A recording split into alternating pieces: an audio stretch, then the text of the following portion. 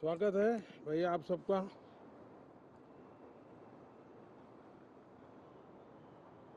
Monsoon का भी कुछ लाभ नजर आ रहा है और मॉनसून सत्र भी प्रारंभ हो रहा है।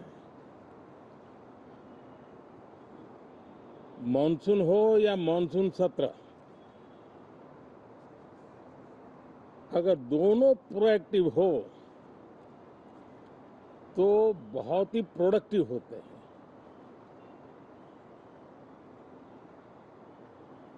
और दोनों को प्रोडक्टिव होते हैं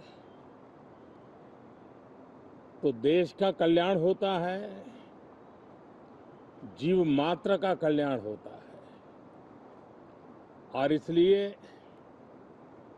हम यही प्रार्थना करते हैं कि मॉनसून भी प्रोएक्टिव रहे,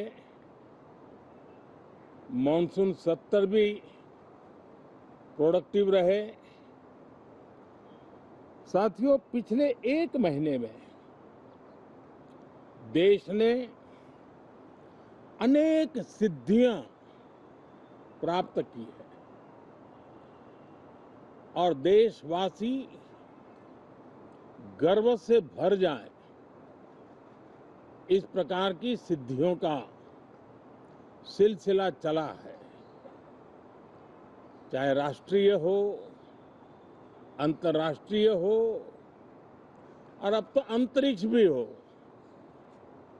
एक प्रकार से भारत के लिए गर्व के पल रहे हैं। पिछले वर्ष मॉनसून सत्र के ठीक पहले भारतीय नागरिक इंटरनेशनल स्पेस स्टेशन पर पहुंचा था और कल ही परसों भारत का एक युवा स्टार्टअप, उसने बहुत बड़ी सिद्धि प्राप्त की है।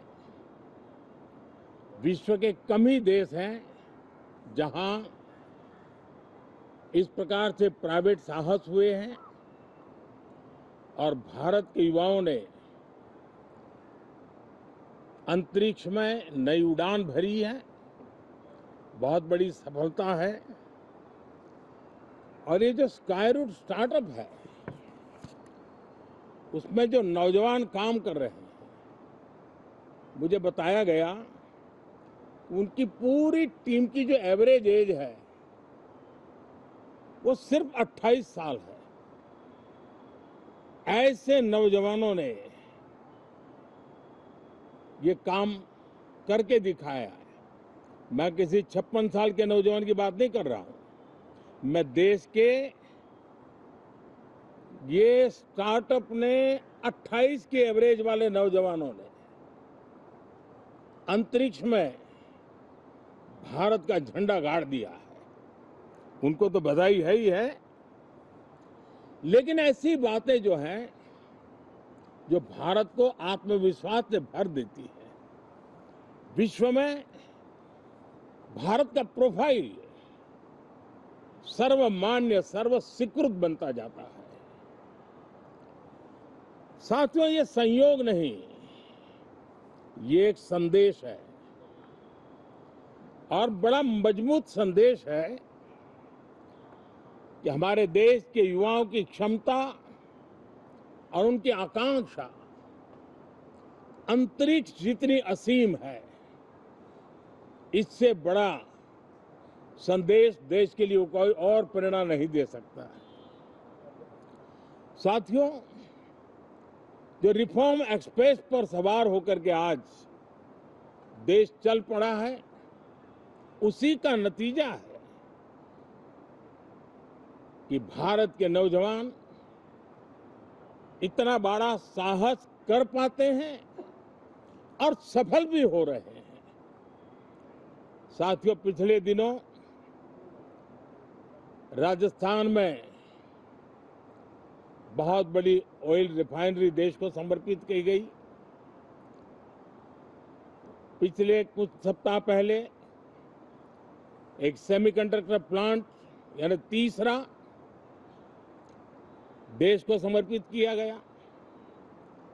अभी कुछ दिन पहले ग्रीन हाइड्रोजन से चलने वाली ट्रेन, और विश्व में बहुत कम देश ऐसे हैं कि जिनके पास ये सुविधा है, लेकिन भारत ने जो हाइड्रोजन ट्रेन देशवासियों को समर्पित की है, वो सबसे ताकतवर इंजन वाली है और सबसे लंबी है। ये अपने आप में भारत के वैज्ञानिक, भारत के इंजीनियर्स, भारत के इनोवेटर्स, भारत के उद्यमी, भारत के श्रमिक, ये जो एक लक्ष्य लेकर के देश के लिए जी रहे हैं, देश के लिए काम कर रहे हैं, उसी का परिणाम है। साथियों, हम भली भांति जानते हैं और पूरी दुनिया चिंतित भी है, लगातार कहीं न कहीं युद्ध की स्थितियां बनती रही है। पश्चिम एशिया के युद्ध के कारण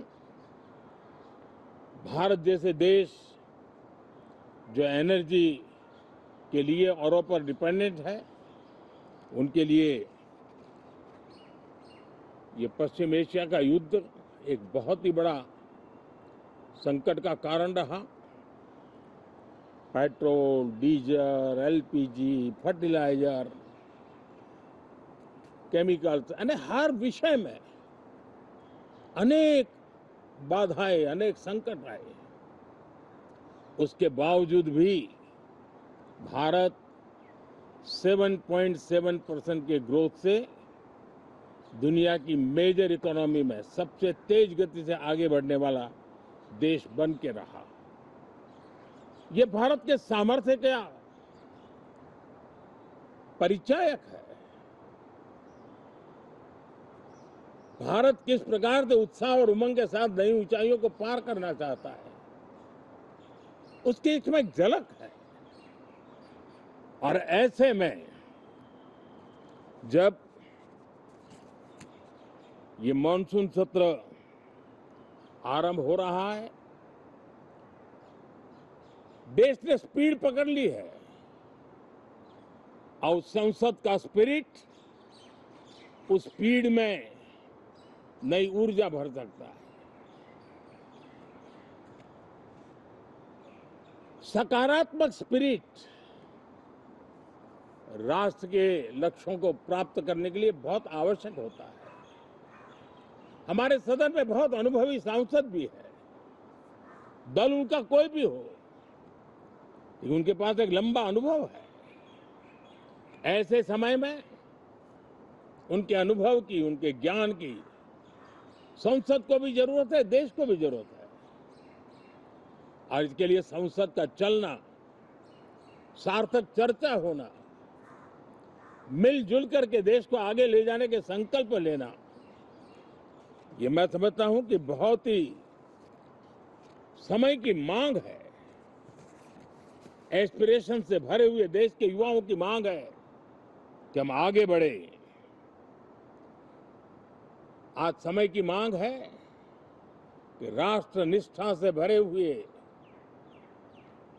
राष्ट्र भक्ति के लिए जी रहे आवाज को सदन में उचित मंच मिलता रहे, वे अपनी आवाज को बुलंद करे, देश को दिशा दे। और इसलिए मैं आशा करता हूं और मुझे पक्का विश्वास है, जहां तथ्य होते हैं, जहां तर्क होते हैं, वहां तूफान के लिए जगह नहीं होती है। अगर तर्क मजबूत है, तथ्य मजबूत है, तो शांत चित्त से भी अपनी आवाज को बुलंद बनाया जा सकता है। मैं आशा करता हूं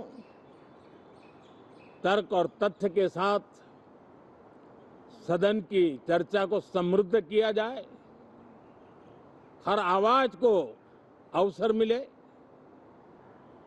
हर विचार को सम्मान मिले। ये संसद की हमारी भूमिका है।